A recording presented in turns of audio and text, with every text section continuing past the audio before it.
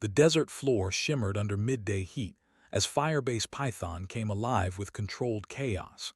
Dust devils spiraled between HESCO barriers while Marines scrambled across hardpan, their boots kicking up clouds that hung in air thick as syrup. Captain Derek Vaughn pressed his spine against sandbags that radiated stored heat through his body armor, watching the ridgeline 2 kilometers north where muzzle flashes sparkled like malicious stars. The Taliban had chosen their ground well: high elevation, natural defilade, perfect fields of fire that turned the valley into a shooting gallery. His platoon was pinned, ammunition running critical, and the quick reaction force was still 40 minutes out by ground. The radio crackled with overlapping traffic, requests for close air support stacking up like aircraft in a holding pattern. Vaughn keyed his handset, voice level despite the copper taste of adrenaline coating his tongue. Longbow 7-1 Python Actual. We need danger close now. How copy? Static answered him, then a voice cut through, calm as Sunday morning. Python Actual Hog 2-3. I've got your position, 3 minutes out. Something in that voice made Vaughn exchange glances with his radio man Corporal Hayes, whose eyebrows climbed toward his helmet rim. The call sign was unfamiliar, not part of their usual air support roster. Hayes pulled up the air tasking order on his ruggedized tablet, scrolling through manifests while incoming rounds chewed divots in the berm above their heads. Sir, Hog 2-3 isn't on the schedule. Shows as reserve asset. Pilot name's Kess. Another burst of fire cut him off. Vaughn didn't care if the pilot was Santa Claus riding a rocket sleigh as long as that A-10 Thunderbolt II carried the kind of ordnance that could break a siege. He'd heard stories about the Warthog, that ugly, beautiful tank killer that flew like a bathtub with wings but hit like the fist of an angry god. The aircraft had been around since his father's generation, slow and ungainly compared to the supersonic fighters that got all the glory. But when you needed something dead and you needed it yesterday, nothing else came close. 3 minutes. Vaughn counted seconds in his head while Hayes coordinated grid coordinates and friendly positions, drawing imaginary lines in the sand that separated the living from what would soon be smoking craters. The sky remained empty, brutal blue stretching to infinity without a contrail to mark it. Then Hayes went rigid, eyes locked on something beyond Vaughn's shoulder. Sir Holy. Vaughn turned. Low on the horizon, coming in fast beneath the mountain's serrated edge, a gray shape materialized from heat shimmer and distance. The A-10 didn't announce itself with thunder like the fast movers did. It simply appeared, materializing from the desert's wavering air like something conjured rather than flown. Vaughn had seen warthogs before. Every Marine who'd operated in theater had watched them work, but this approach was different.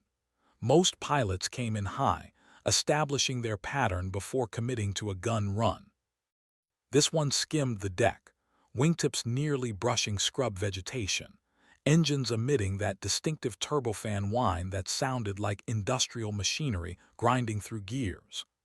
The aircraft itself looked prehistoric, nose elongated and bulbous around the GAU-8 Avenger rotary cannon that was less a weapon mounted on a plane than a plane built around a weapon. Twin engines perched high on the fuselage like afterthoughts, vertical stabilizers canted outward to keep exhaust signatures away from heat-seeking missiles. Gray-green camouflage gave it the appearance of something dredged from an ocean floor, all function and zero aesthetic consideration. Python Actual, Hog 2-3. Marking your position with smoke. Confirm friendlies inside the tree line at grid November Victor 7348121. Vaughn grabbed the smoke grenade from his vest, pulled the pin, and hurled it into open ground 15 meters out.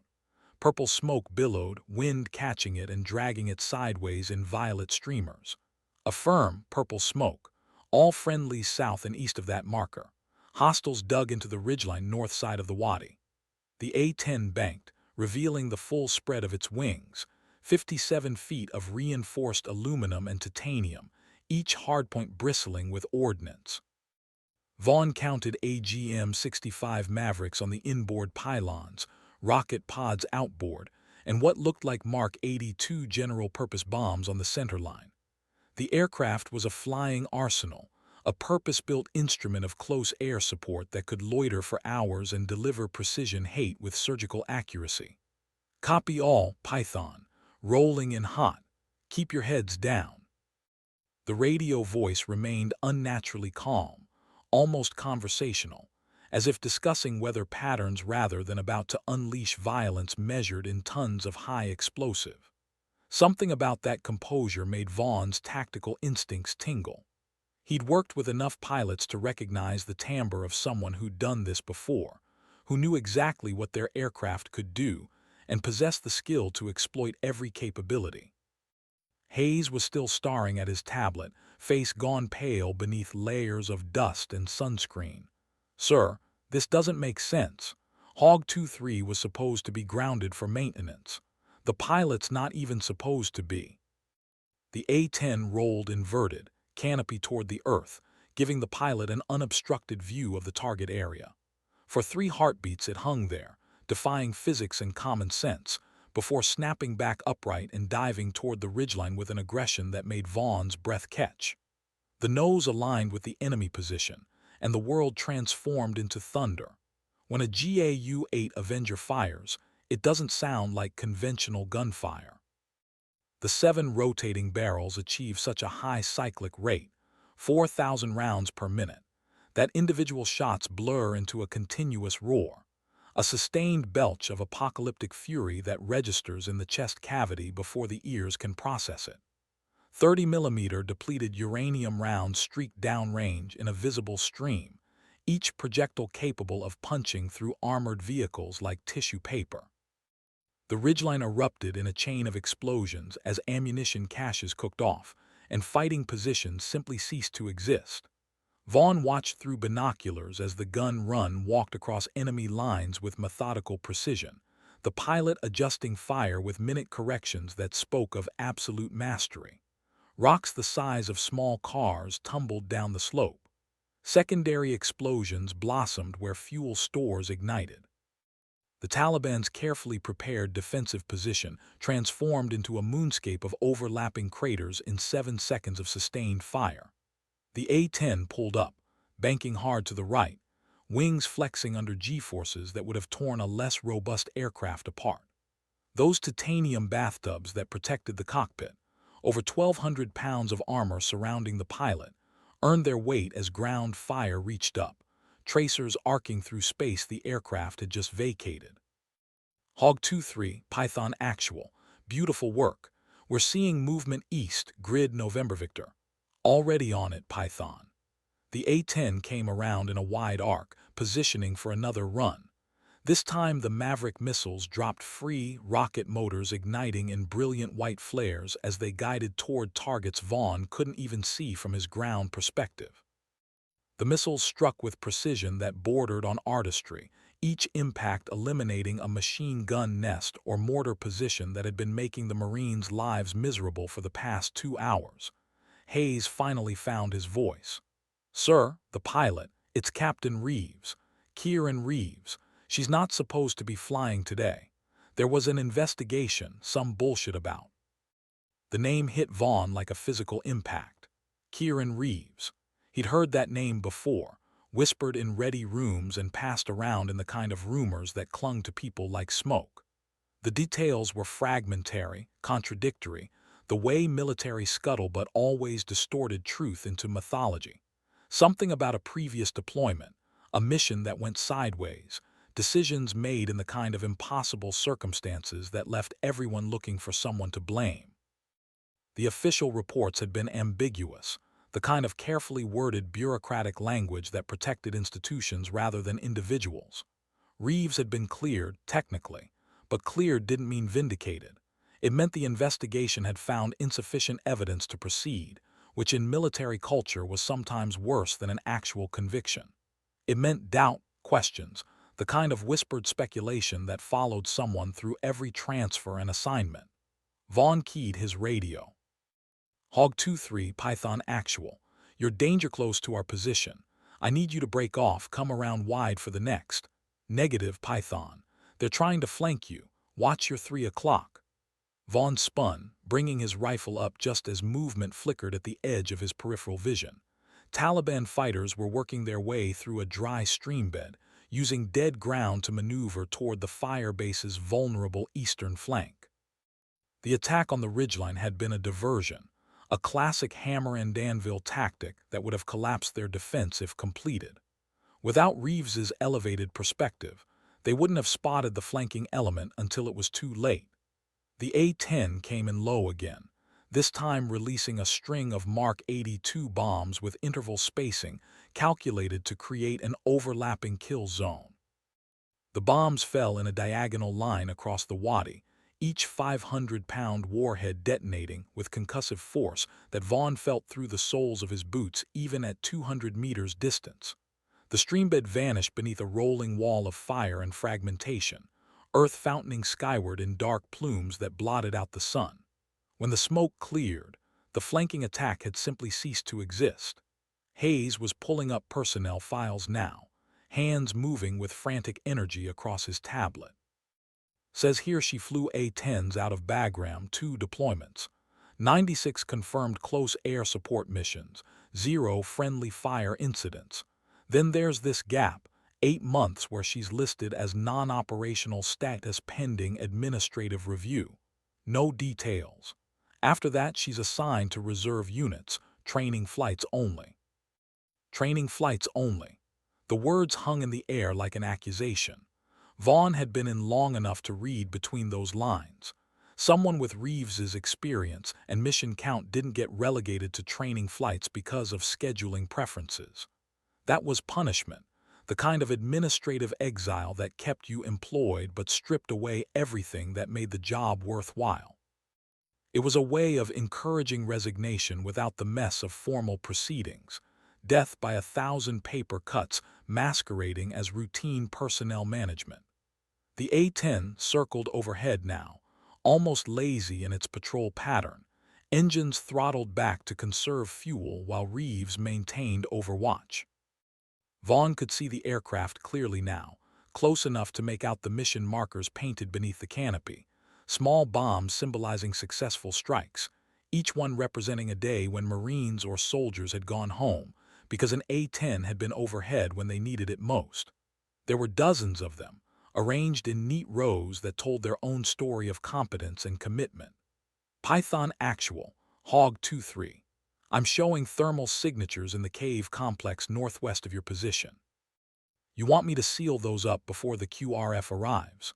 Vaughn checked his map, correlating the terrain features with known Taliban positions. The cave system had been on their target list for weeks, but they'd lacked the resources to properly clear it. Leaving it unsealed meant leaving a threat at their backs, enemy fighters who could emerge after the immediate crisis passed and create ongoing problems. Affirm, Hog 2-3. Clear to engage. The A-10 banked sharply, nose dropping into a dive angle that seemed impossibly steep. At the last possible second before impact seemed inevitable, the aircraft leveled out and released a single GBU-12 paveway laser-guided bomb. The weapon fell with eerie precision, tracking its laser designation with micro-adjustments that guided it directly into the cave mouth. The explosion was muffled, contained within the rock, but the entire ridgeline shuddered. Dust and smoke vented from multiple openings as the overpressure found every crack and fissure, the mountain itself becoming a killing chamber. Hayes looked up from his tablet, face troubled. "Sir, the investigation. I found the incident report. It was a troops in contact situation just like this one. She called in a gun run, but the ground controller gave her wrong coordinates. She caught the error before firing, aborted the run. Saved an entire squad from friendly fire." Vaughn felt something cold settle in his stomach. So why was she investigated? Hayes scrolled through the document, highlighting passages with his finger. The ground controller was a senior NCO, 20 years in. He claimed Reeves ignored his coordinates because she didn't trust his experience. Said she undermined his authority in front of his unit. Made it about respect, about a junior pilot questioning a veteran ground pounder's judgment. The politics of it were instantly clear. The kind of institutional pressure that had nothing to do with competence and everything to do with ego and hierarchy. A captain pilot correcting a master sergeant ground controller, even when the captain was right, created ripples that traveled up chain of command and lodged in uncomfortable places. Someone had to be wrong, and the path of least resistance usually meant blaming the person with fewer allies and less institutional protection. What happened to the NCO? Vaughn asked, though he already knew the answer. Transferred stateside, honorable service, full benefits. Reeves got cleared of wrongdoing but flagged for command climate concerns. Her squadron commander wrote in the review that she demonstrated insufficient deference to joint operation protocols. That's why she's in reserves now. They couldn't fire her, but they could make sure she never flew combat missions again. Until today. Until a fire base was taking fire and air assets were stretched thin, and someone had made a decision, or failed to make one, that put Hog 2-3 back in the rotation. Vaughn wondered if it was desperation or bureaucratic oversight, whether Reeves had volunteered or been voluntold, whether anyone up the chain of command even realized what they'd authorized. They completed another circuit, Reeves's voice crackling over the radio with updates on enemy movement, suggestions for defensive positioning, observations delivered with the kind of tactical acumen that came from experience rather than doctrine. She was reading the battlefield like a text, anticipating enemy actions before they materialized, positioning her aircraft to maintain maximum effectiveness while minimizing risk. This wasn't someone learning the job.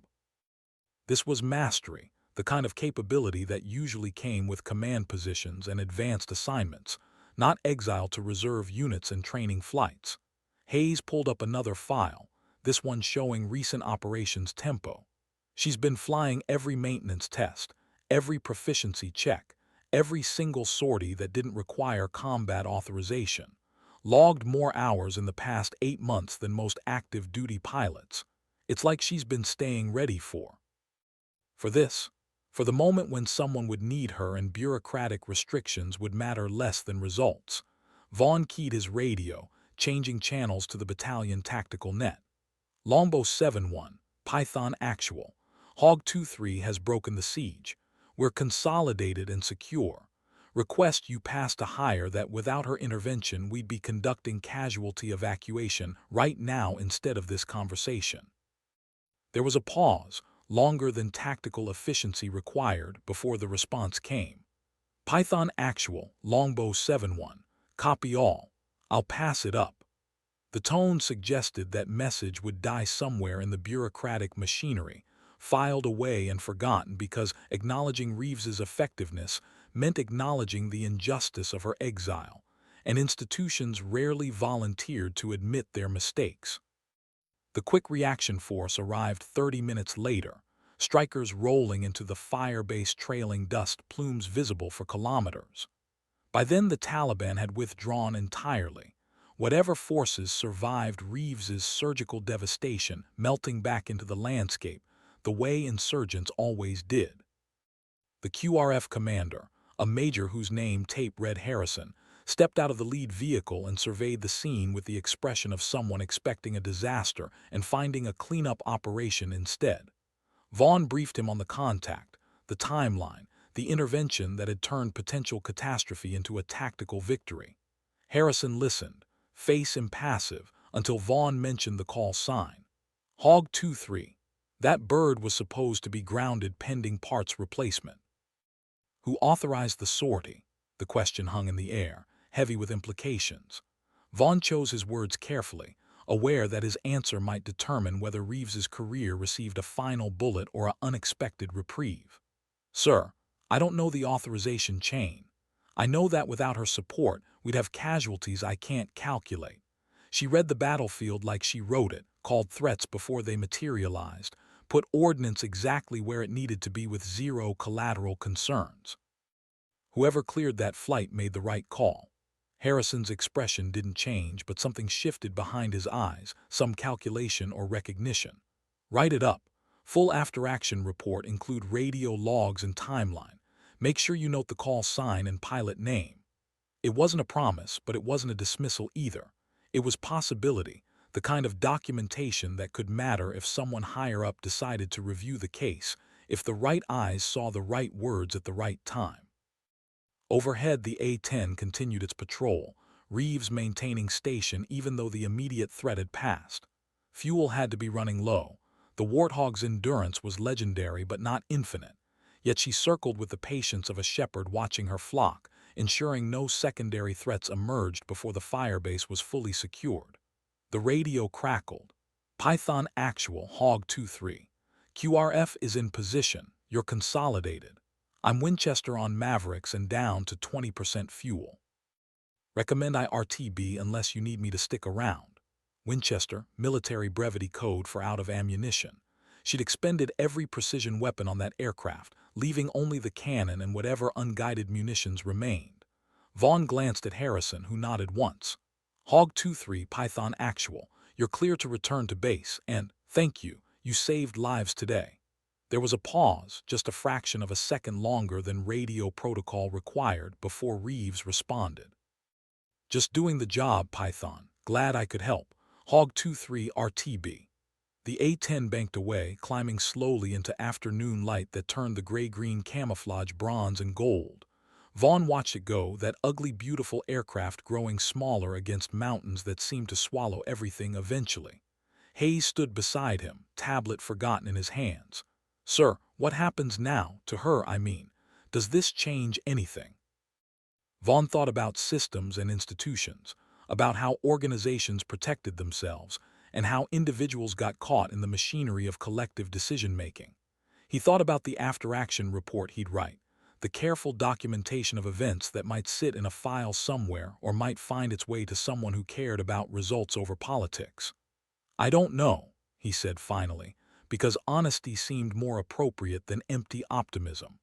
But we make sure the record is clear.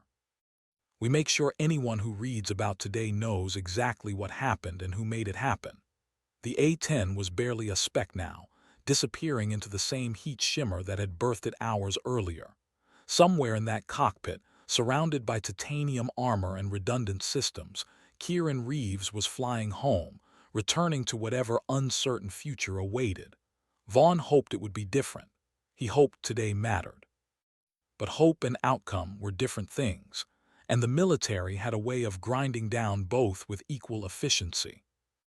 3 days later, Captain Derek Vaughn sat in a plywood-walled office at Forward Operating Base Leatherneck, typing his after-action report with the methodical precision of someone who understood that words on official documents carried weight that verbal accounts never could. He'd written combat reports before, standard tactical summaries that cataloged enemy contact, friendly casualties, ordnance expended, the bureaucratic skeleton of violence reduced to data points and timeline entries. This one felt different. This one felt like testimony. He included everything: the initial contact, the danger-close situation, the precise timing of Hog 2-3's arrival. He documented every radio exchange he could remember, every bomb and missile that had turned enemy positions into smoking craters, every tactical decision that demonstrated not just competence but exceptional skill. He noted the flanking attack that Reeves had spotted from altitude, the intervention that had prevented what would have been a catastrophic breach in their perimeter. When he reached the section for pilot identification, he typed the name carefully: Captain Kieran Reeves, USAF, call sign Hog 2-3. Then he added a line that went beyond standard reporting format. Pilot demonstrated exceptional battlefield awareness and precision weapon delivery under extreme time constraints. Her intervention directly prevented mass casualty event and enabled successful defense of Firebase Python. Request formal recognition for actions above and beyond expected duty performance.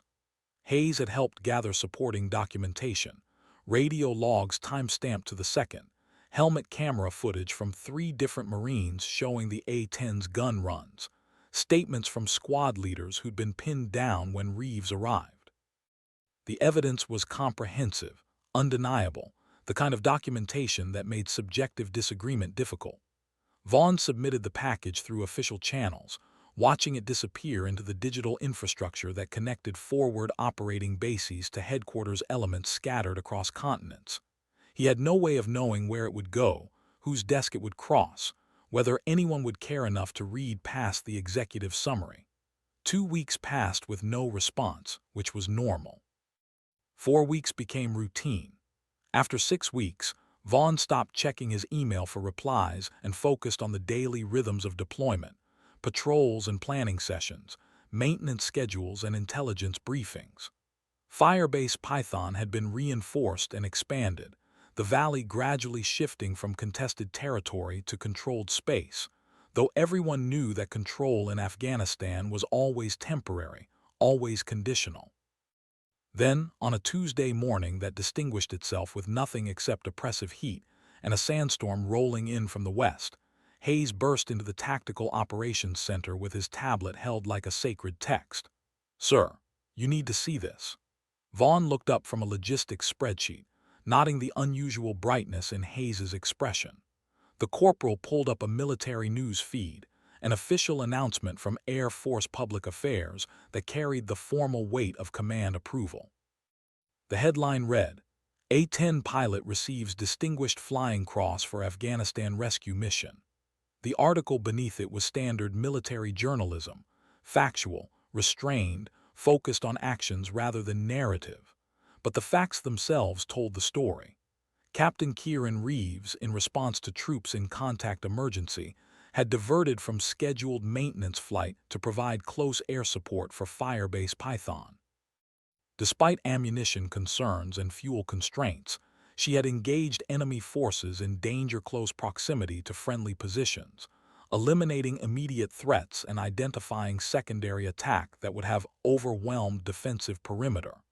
0 friendly casualties. 37 confirmed enemy killed in action. Mission success rated as critical intervention, preventing mass casualty event. The Distinguished Flying Cross was serious recognition, one of the highest awards for aerial achievement, typically reserved for actions that change the outcome of engagements through exceptional skill and courage. It wasn't something handed out for routine competence. It was acknowledgement that something extraordinary had occurred, something worth preserving in the official record and institutional memory. Hayes scrolled down to the comments section, where military personnel and veterans had begun weighing in. Most were congratulatory, standard expressions of respect for a job well done. But scattered among them were other voices, questions about why someone with Reeves's credentials had been in a reserve unit, speculation about the investigation that had derailed her career, anger that it had taken a combat rescue to get her the recognition she'd apparently deserved all along. One comment from a username that identified itself as a retired A-10 pilot cut through the others. "Anybody who knows the hog community knows Kieran Reeves. She's one of the best pilots of her generation, and the fact that she was stuck flying training sorties instead of leading squadrons tells you everything wrong with how we treat people who refuse to play politics. Glad she finally got vindicated, but it shouldn't have taken this." Vaughn read that comment 3 times, feeling the weight of it settle like accumulated dust. He thought about systems designed to protect institutions rather than individuals, about how talent could be sidelined by ego and bureaucratic momentum, about all the missions Reeves should have been flying while she was grounded over someone's wounded pride.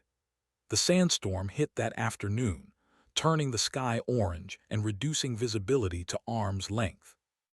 Operations shut down, everyone retreating to whatever shelter they could find while wind-driven sand infiltrated every seal and gap, coating equipment and skin with gritty layers that would take days to fully clean.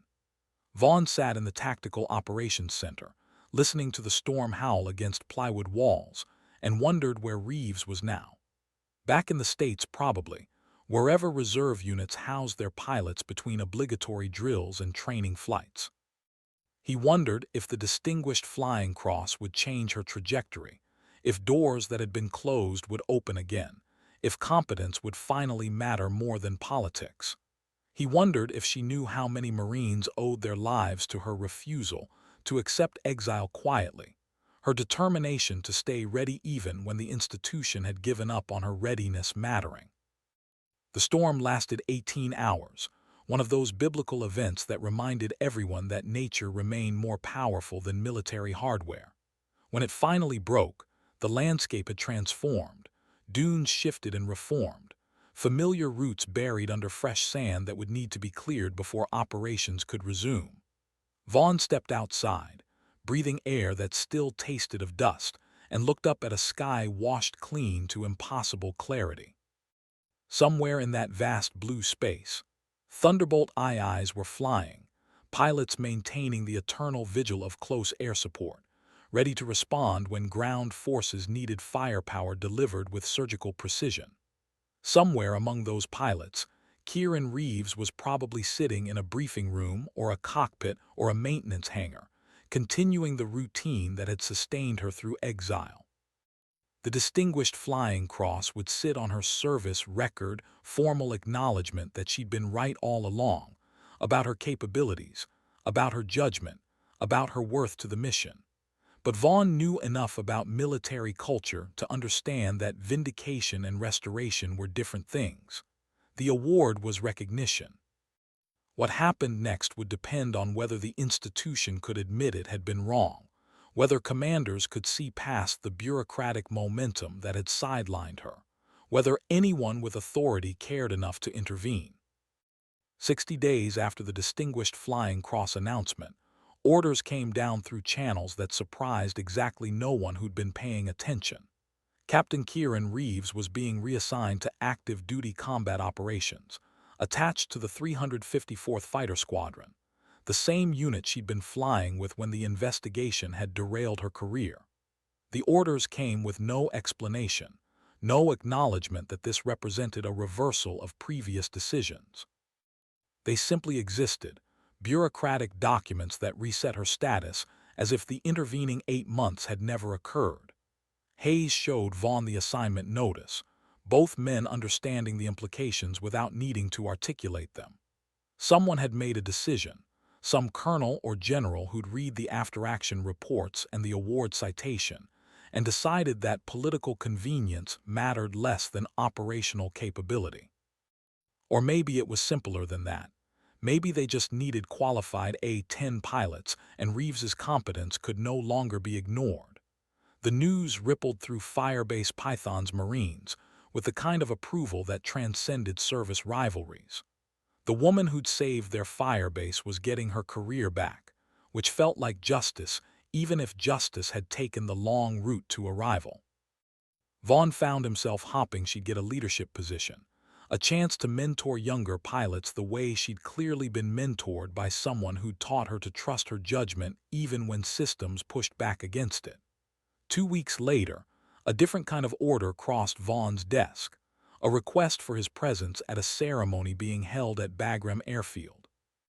The Distinguished Flying Cross would be formally presented, and as the ground force commander who'd benefited from Reeves's intervention, his attendance was requested for the official proceedings.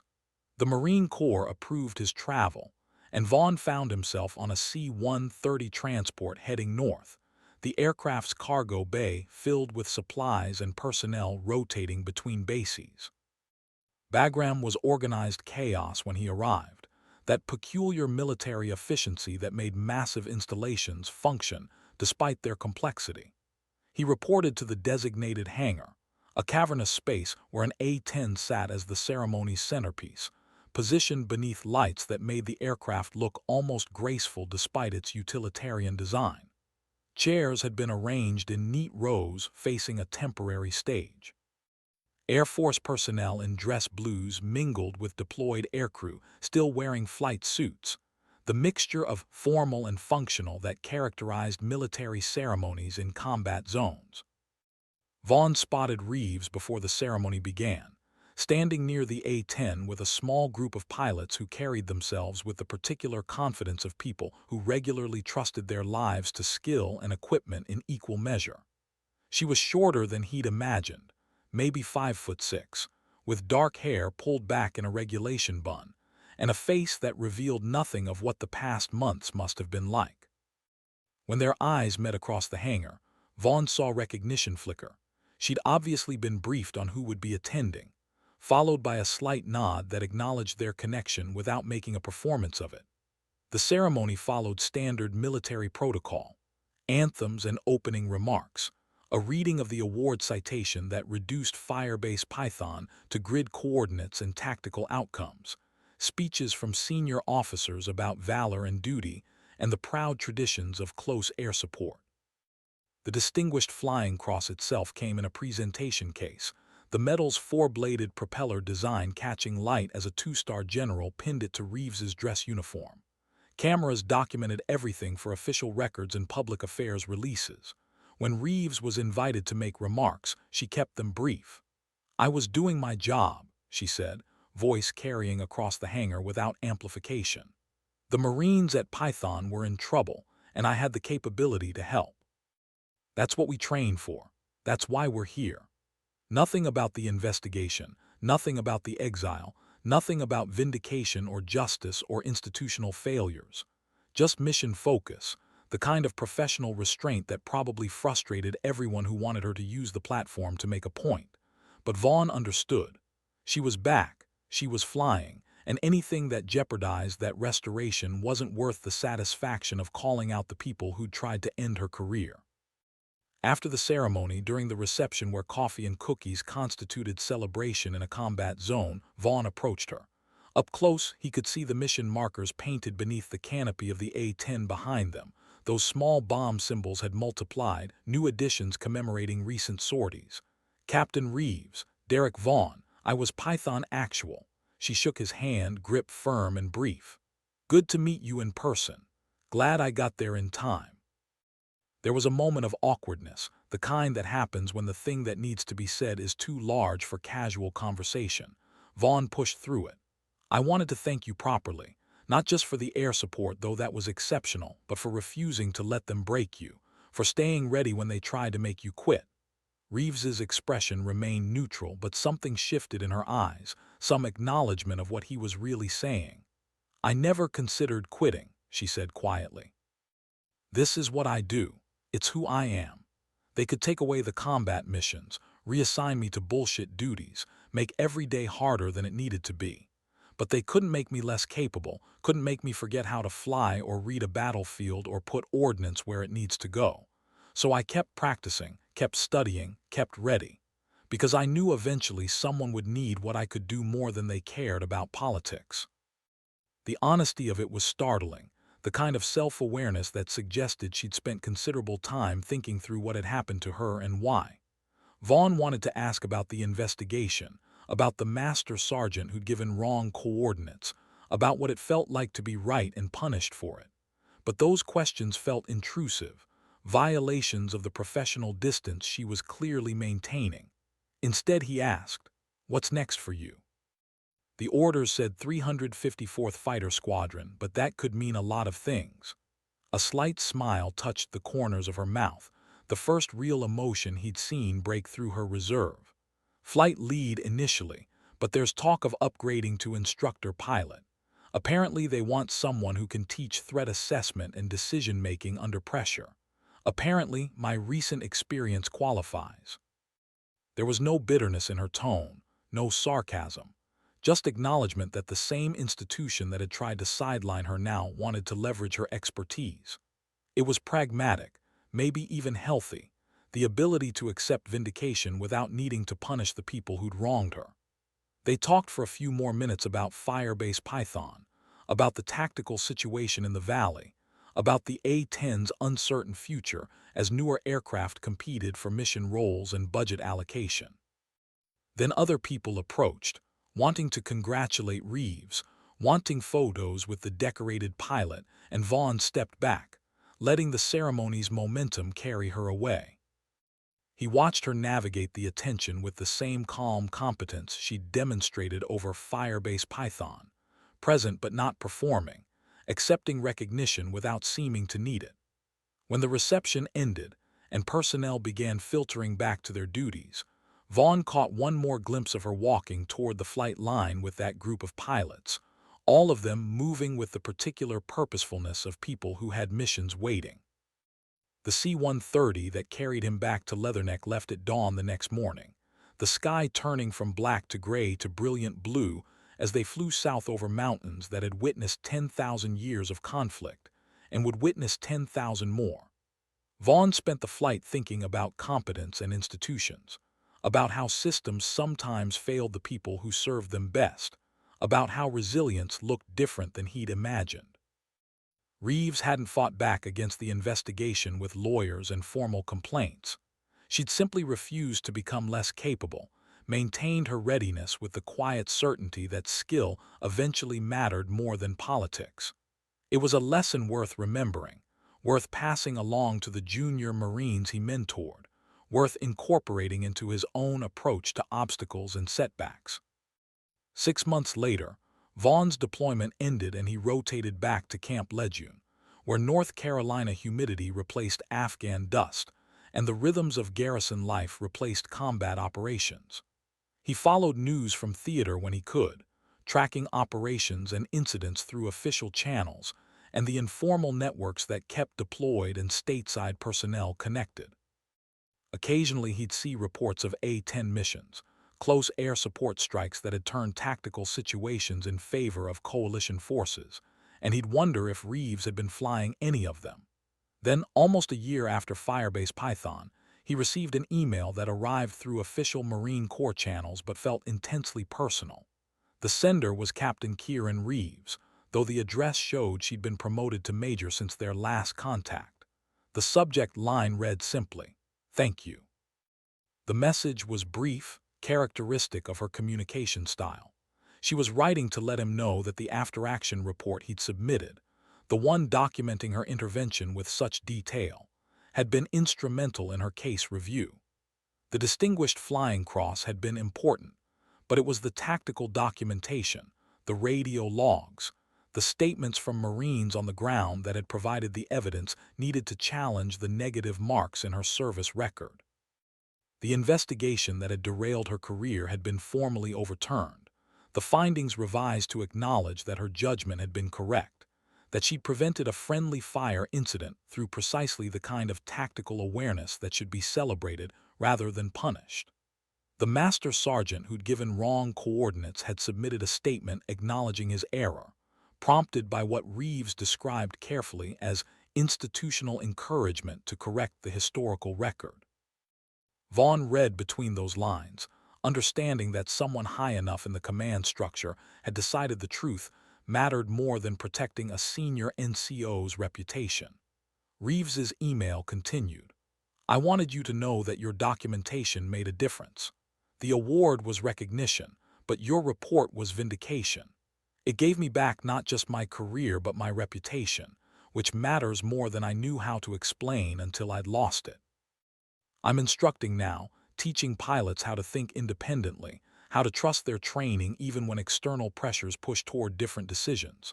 I tell them about Firebase Python sometimes, not to make myself the hero, but to illustrate that being right isn't always enough.